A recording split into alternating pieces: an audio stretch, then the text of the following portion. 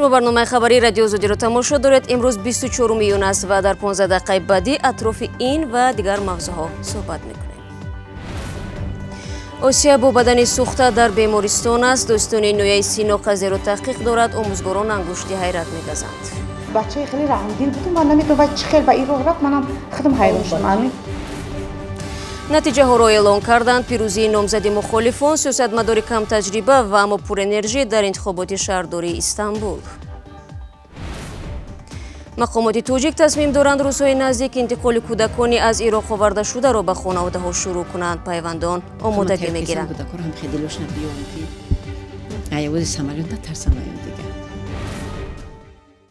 دوستان نویای سینو با تحقیق قضیه آسیا زلفانوی 6 ساله شروع کرد که هفته گذشته از طرف 3 نفر آتش زده شد.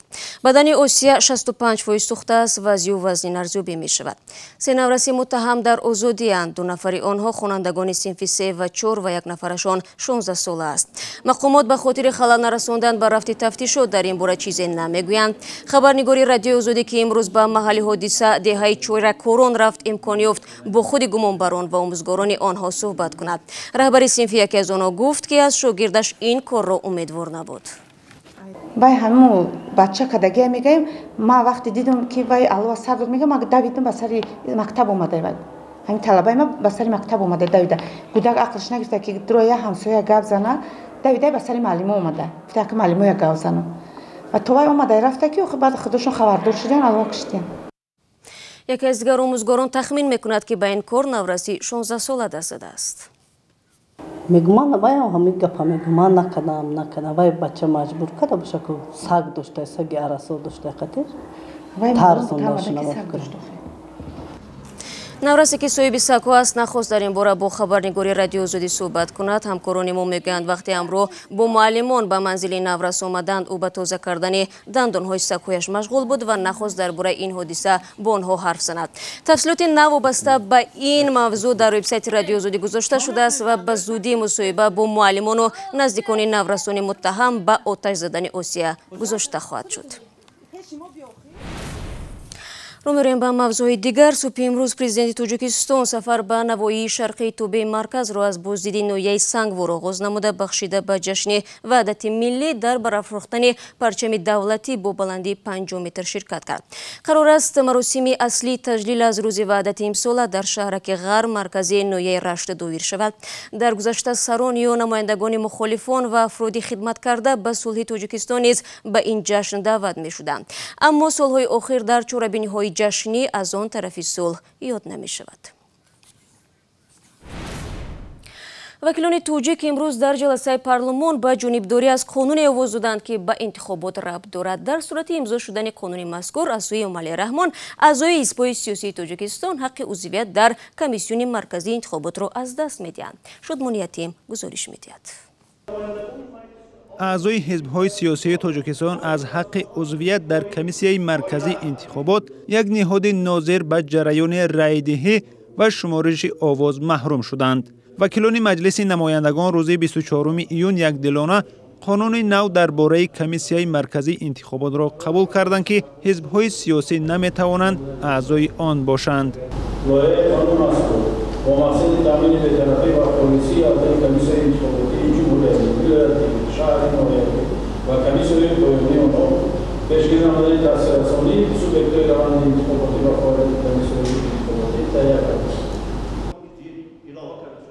نمایندگان 5 حزب سیاسی در پارلمان از طرح نو قانون که آنها را از اعضایی در کمیسیای مرکزی انتخابات محروم می‌کند جانبداری کردند.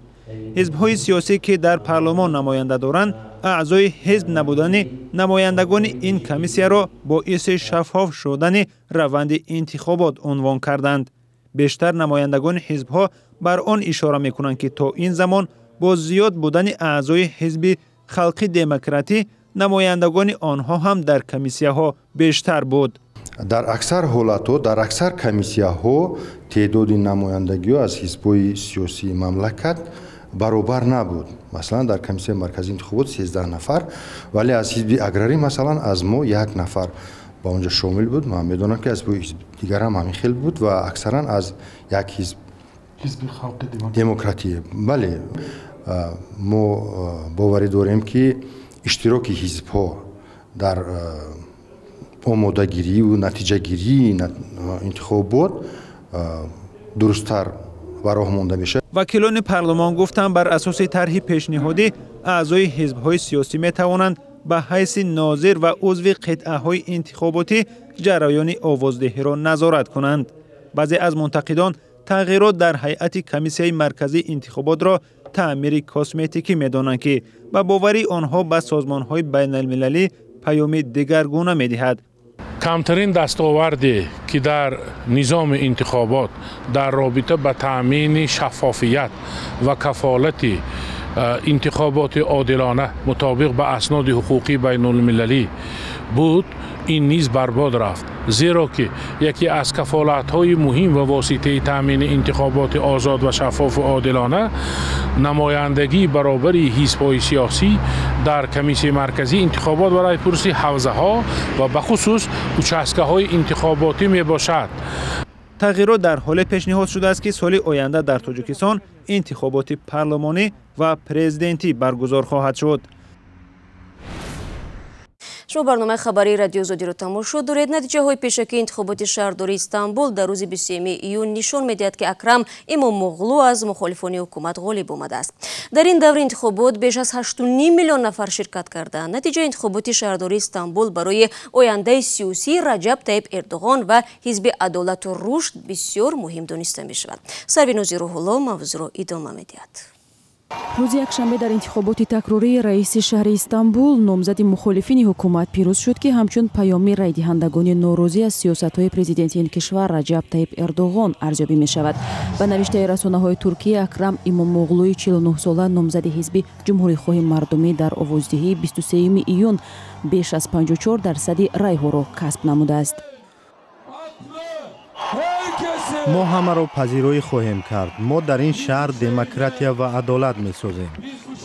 дар моҳи март ҳам Имомоғлу бар номзади ҳизби ҳоким сарвазири собиқи Туркия Бенали Йилдирим дастболо шуда буд, вале баъди шикоятҳои ҷонибдорони Эрдоғон Комиссияи марказии интихобот қарор баровард ки овоздиҳӣ такрорӣ доир шавад. то замоне ки ин гузориш таҳия мешуд, Комиссияи интихоботӣ натиҷаҳои овоздиҳиро эълон накарда буд, вале президент Эрдоғон Имомоғлуро бо пирӯзӣ табрик кард. ҳамин гуна 2 соат пас аз баста шудани ҳавзаҳои райдиҳӣ, Йилдирим ҳам ба Имомоғлу дар курсии раиси Истанбул комёбӣ хост. солҳои тӯлонии Истанбул пойгоҳи пуштибонӣ аз Эрдоғон ба шумор мерафт, вале вазъи мушкили иқтисодӣ ва буҳрони молии дастгирии ҳизби адолат ва тараққиёти Эрдоғонро заиф намудааст. соли равон лираи Туркия тақрибан 10% қурбашро аз даст додааст. баъди эълони натиҷаҳои интихоботи Истанбул қурби лира каме боло рафт.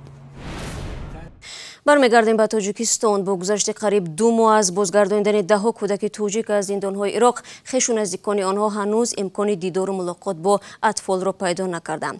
интизор меравад ки дар рӯзҳои наздик интиқоли атфоли овардашуда ба муассисаҳои дигар ва хонаводаҳо шурӯъ шавад. ин кӯдакон аксаран фарзандони ҷангҷӯёни гурӯҳи даҳшатафкани давлати исломӣ мебошанд. модарони бисёре аз онҳо дар Ироқ зиндонӣ гардиданд, падаронашон ё кушта шуданд ва ё сарнавишташон рӯшан нест. Зарангези Наврӯшов ва бароди Юсуфӣ дар ҳамин бора мегӯянд. Сабзагул Камолова дар интизори дидори набераҳо утоқи хоби онҳоро дар манзилаш омода карда, ҳатто барояшон тӯҳфаҳо харидааст. 5 набераи ин сокини Душанберо тақрибан 2 моҳи қабл аз кишвари ҷангзадаи Ироқ ба Душанбе интиқол доданд. ҳоло набераҳояш дар шумули 84 кӯдаку навраси тоҷики аз Ироқ интиқол шуда дар осоишгоҳи харангон парасторӣ ва табобат мешаванд. Сабзагул интизор дошт ки набераҳояшро мустақим ба ӯ месупоранд. ҳама хонаро ма тайёр кардам. духтарчам ки гуфт надонистам куҷорам чӣ гирим, шаҳрӣ гирифтам, хонаи дам кардам, хонаи хушрӯ кардам, то ҳатто авқотҳое тайёр кардам ки ҳозир кӯдакҳо мебинанд. кӯдакҳоро ман хеле авқот карда тайёр кардам мечиём шабона. шукр овардан ҷои тинҷи ҳамона овардан, шукронаи худо мекунем, шукронаи давлат мо мекунем ки раҳми моро хурда кӯдакҳомона гирифтан овардан. барои бачаҳо ин хона ҷудо кардагим ки бачаҳо ҷудо хо миранд, иҷа духтаракҳо қати хидм хо миранд дар хона. Сабзагул ҳанӯз набераҳояшро аз наздик надидааст. бо мақомот суҳбат доштааст, аз омодагӣ ва шароити қабулу тарбияи кӯдакон пурсиданд ва ваъда доданд ки пас аз анҷоми давраи мутобиқшавӣ набераҳояшро барояш боз мегардонанд. Сабзагул барои аз нигоҳи равонӣ мутобиқ кардани кӯдакон ба шароити оромӣ ҳам омодагӣ мегирад. ай вақте ки давҷа самолёт буд, ҷангу ҷанҷол буд, ай тиру самолёт метарсидан, тайёр кардем худма ки ма дар пеши аэропорт зиндагӣ мекунам. Овоз самолёт тайёр, фақат ма дар овоз самолёт шабу рӯз самолётҳо мепаранд. Мегум барам нишон тим кӯдакора ки иҷа овоз самолёт иҷа тинҷи амония.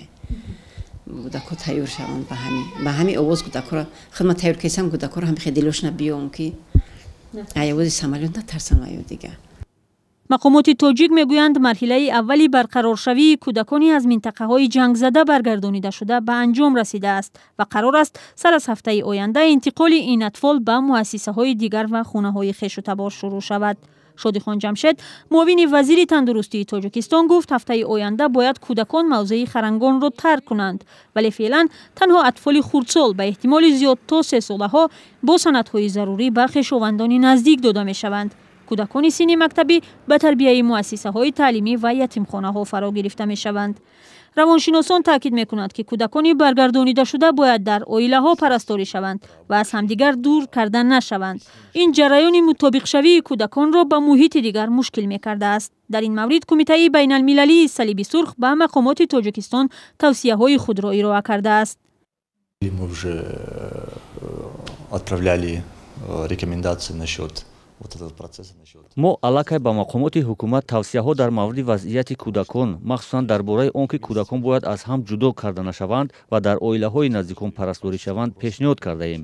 ҳамчунин барои кӯдакон муҳим будани дастгирӣ аз сӯи наздиконашон ва дар идома бо онҳо кор карданро таъкид кардем. Дальше работать с ними. ба иттилои созмонҳои байналмилалӣ аз 84 кӯдакон наврасе ки ҳудудан 2 моҳи қабл аз зиндонҳои Ироқ баргардонида шуданд, 60% аз 5 сола поинанд ва ба муҳити осоишта мутобиқ кардани онҳо осон аст. боқӣ дар синни мактабӣ қарор доранд. барои идомаи мутобиқсозӣ ва парастории ин кӯдакон Кумитаи байналмилалии салиби сурх ба наздиконашон омӯзишҳои фардӣ анҷом додааст. иттиҳоди Аврупо мегӯяд агар Тоҷикистон ба барномаи GSP яъне низоми умумии имтиёзҳо ворид шуда шартҳои онро бипазирад, танҳо аз ҳисоби имтиёзи гумрукӣ 1.8 миллион евро фоида мебинад. GSP плюс барномаи иттиҳоди Аврупо оид ба ҳавасмандгардонии махсус баҳри рушди устувор аст. ҳамкорам Сарвинози Рӯҳулло ки бевосита ҳафтаи гузашта дар нишасти созмони иттиҳоди Аврупо дар Брюссел ширкат дошт, ин мавзӯъро хеле хуб медонад. ҳоло ӯ дар студия бо мост. Савино салом ва хуш омадӣ ба Прага. Хуб, нахуст бигӯ ки оё Тоҷикистон барои шомил шудан ба барномаи GSP плюс моил аст ё не? салом Шаҳло, бале ҳукумати Тоҷикистон дар оғози соли 2019 барои шомил шудан ба GPS барномаи имтиёзҳо дар воридоти мол ба иттиҳоди Аврупо дархост дода буд. Дар посух иттиҳоди Аврупо коршиносони худро ба Тоҷикистон фиристод ва коршиносон бо масъулини идораҳои марбутаи Тоҷикистон шеваҳои омода кардани кишвар барои шомил шудан ба ин барномаро баррасӣ карданд. Аммо барои шомил шудан ба барномаи GPS плюс ва бархурдор гаштан аз имтиёзҳои он, Тоҷикистон бояд 27 эъломияи байналмилалиро тасвиб карда, муқаррароти онро бояд риоя кунад. Хуб, бо яъне шартҳое ки иттиҳоди Аврупо аз Тоҷикистон мехоҳад кадом аст Сарвиноз? ин шартҳо аз ҷумла конвенсия манъи истифодаи шиканҷа ва наслкушӣ, ҳифзи ҳуқуқи кӯдак, ҳимояи озодии баён ва гирдиҳамоӣ, ҳуқуқ ба мурофиаҳои додгоҳи одилона, мустақилияти додгоҳӣ ва дигар бахшҳо дар назар мегирад. Аммо Сарвиноз, оё маълум аст ки то имрӯз ҳаҷми содироти моли Тоҷикистон ба иттиҳоди Аврупо чӣ қадар аст ва асосан аз кадом молҳо иборат будааст? Тоҷикистон дар соли 2018 ба бозорҳои иттиҳоди Аврупо ба қадри каме беш аз 15 миллиони евро мол ворид кардааст. Аз ҷумла либос, пахта, маводи насоҷӣ ва инчунин ба маблағи 55,000 евро писта.